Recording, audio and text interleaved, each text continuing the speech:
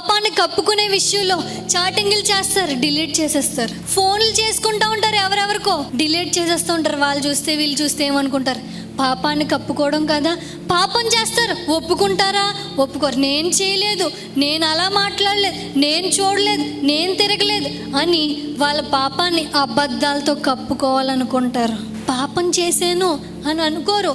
TV చూస్తారు, అప్పటిదాకా cinema చూస్తారు, వెంటనే ఛానల్ మార్చేస్తారు, కప్పేసుకుంటారు పాపాన్ని.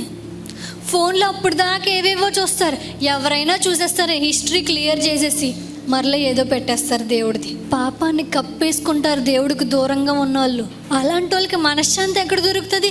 వాళ్ళు చూసేస్తారేమో, వీళ్ళు చూసేస్తారేమో, వాళ్ళు నన్ను ఏమనుకుంటారేమో అని చెప్పి ఆ కంగారి ఆ ఆలోచనలేమో పనిచేస్తూ ఉంటే వాళ్ళు ఇంకేం మనశ్శాంతి ఉంటుంది? వాళ్ళకి మనశ్శాంతి ఉండదు. వాళ్ళు మొదటగా చెప్తున్నారు కదా, వాళ్ళ కాళ్ళు పాపం చేయడానికి పరిగెత్తుతాయంట.